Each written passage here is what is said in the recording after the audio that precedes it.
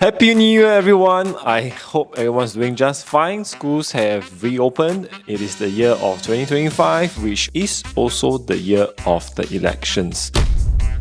It is also SG60. How time flies, man. I remember SG50 10 years ago was also the year we lost our founding father in Lee Kuan Yew, and it was also one of the most memorable NDP aerial displays I have seen in my life. You guys can remember the fly past in the shape of 50, right? This year, maybe in the shape of 60. I can't wait for that, man. Then in a matter of weeks' time, CNY will be here.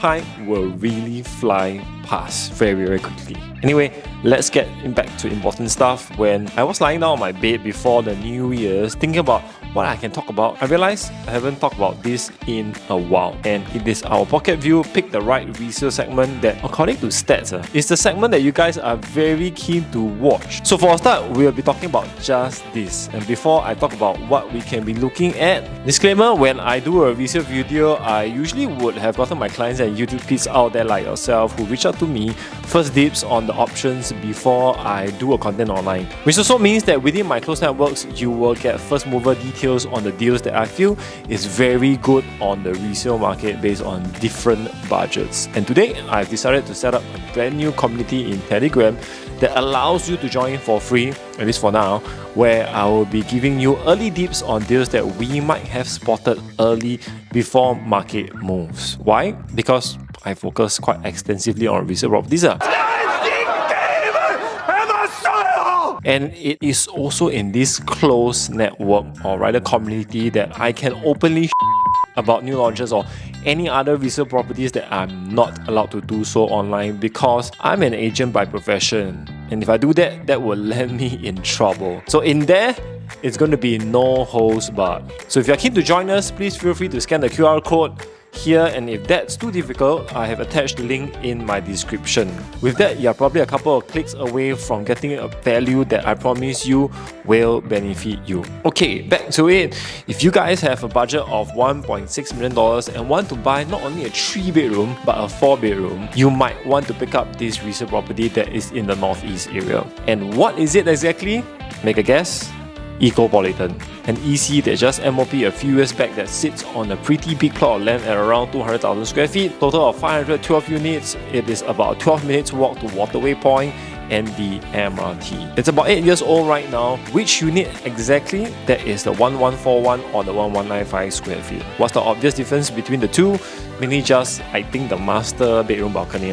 Now, why is this such a safe bet? Let's use our QPE framework to analyze just that. First circle, quality, land size, facilities, and facade. 200,000 square feet land with full condo facilities, and because it is an EC, you tend to get almost everything now. And given OCR plots are usually quite big, let alone an EC, there's really nothing much to fault here. Fun fact, when an EC is fairly new, people will tend to look into that particular neighborhood and say, that's an EC MOP, right? You want to buy that EC, right? The identity of an EC is clear for the initial first few years, that's what I feel, and rightfully so, because it's ultimately a subsidized condo. But as it grows older, don't you think people will tend to slowly forget that it used to be an EC? Then if the condo does look good, you'll likely not see any distinct gap it has with the pricing between the older EC and a normal condo. In this instance, who do you think benefits the most? Like Simei Green, as an example, do you guys call it an EC now, or you just call it a Simei condo? Anyway, I think I yap a bit too much here, so I'll just share a little bit of thoughts on this. Okay, moving on. Point number 2. Layout. Actually, for a 1195 square feet or 1141 square feet, I don't know how they fit in so much. Landscape layout with a good sized living room and a balcony, queen, king, and a 4th bedroom that looks like the developers, when they first marketed it, wasn't too confident that a queen size can fit in comfortably. This, I think, should be the obvious flaw, but if there's no flaw, then the price won't be what it is, I feel. Proper utility, yard, and a decent sized kitchen. Again, I don't understand how they can fit so much into a 1141 square feet. I guess you can call it like rather an efficient layout. So all in all, I think this is a pretty good floor plan with the exception of the 4th bedroom being a little bit too small. Point number 3, location, MRT and amenities. As mentioned, you are about 12 minutes walk away from the mall and MRT. You are just at the edge of TPE Expressway. So driving in and out can be relatively easy, but during peak period, I believe the jam can be quite bad around the steep roads entering or exiting the expressway. It is quite notorious for its traffic issues during certain timings, so you might want to watch out for that. Now, point number 4, views. Okay, besides the normal pool views, there isn't much views to expect here unless you have a fetish for cars or dust from the highway. Other than that, that's what you usually get in a HDB enclave. There isn't much of a good facing usually. So for the first circle of quality, the land size and layouts are pretty much acceptable from a mass market point of view.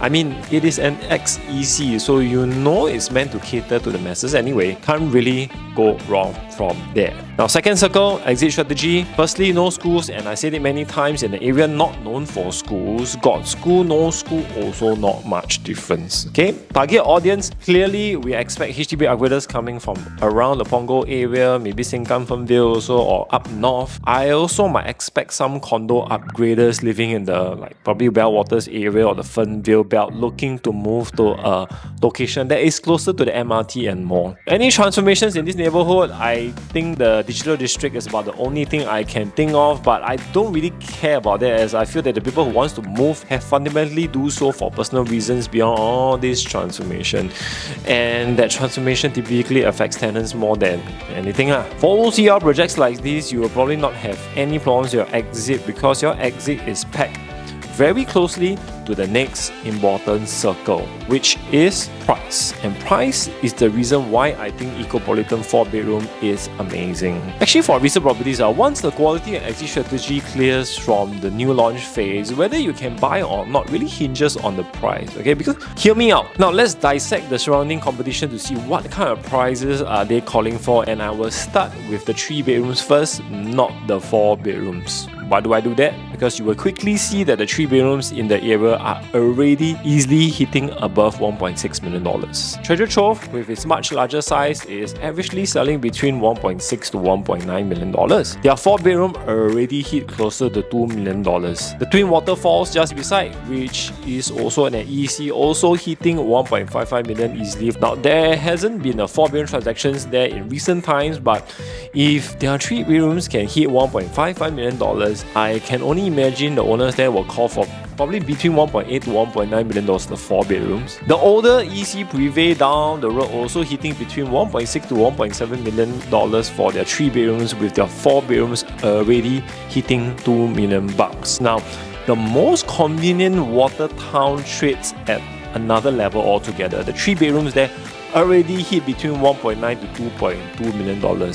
Can you imagine how much our 4 bedrooms are costing right now? 2.5 to 2.7. That's how high it is. I know for those of you who are familiar in the Punggol area will say that the sizes for all the competitions there are much better as compared to Ecopolitan. But from my many years of experience, yes, everyone wants a much bigger space, much bigger layout, but because this is a mass market neighborhood, a lot of the buyers are very mindful about the absolute quantum and entry level. They also likely wouldn't mind sacrificing some space here and there for a more affordable price tag, because HDB upgraders are more focused on budget.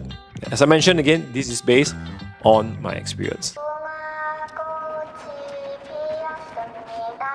So in conclusion, what is your downside risk if you can get a 4-bedroom at a 3-bedroom price in the same vicinity that is within reasonable walking distance to the MRT and more that isn't too far away? How safe it is at $1.6 million for you to get a 4-bedroom in today's market? If you do a quick search on 4 bedrooms at $1.6 million and under, you will quickly realize that your options are limited to that of maybe only in the north or maybe deep east where convenience is an issue, or if the property is probably 20 years old and up. Only at Ecopolitan do you get a property in a neighborhood that is quite sought after and within walking distance to MRT. Always remember, the safer it is in a market like we are today, the more upside there is in time to come. So if you are currently living in a 3-bedroom condo looking to upgrade to a 4-bedroom that is reasonably convenient, that comes with a very functional layout, less smaller bedrooms not being able to likely fit in a queen size bed, you might want to give this a good consideration. If you are HDB upgrader looking for a 4-bedroom, this is as safe as it gets. Even if you are an investor, you should be able to rent this out between, I think, 4,800 to 5,200, giving you a pretty decent yield of 3.6% thereabout. That's the thing about investing into lowest hanging fruit. If the market continues to pick up in the coming years, then this will automatically pick up with support of surrounding competition prices. You really cannot find a 4-bedroom now at around $1.6 million that is within walking distance to an MRT, a mall, and is less than 10 years old. Okay, with that being said, I hope you guys are liking the Pick the Right Resale segment. Again, I'm sorry if we have been missing this for quite some time due to the lead up to the mega launches at the end of last year. Once again, please find the QR code that links you to our community that has just been set up. If that doesn't work, I have also pasted the link in our description. 2025 has begun. Very soon it will be CNY. Always launch will be something that I will watch out very carefully, because the sales there will decide the pace of the market for the rest of the year. And in my next episode, I will be talking about how my launch of 2025 will be coming very soon. Until then, Happy New Year again, and I hope 2025 will be an awesome year for you.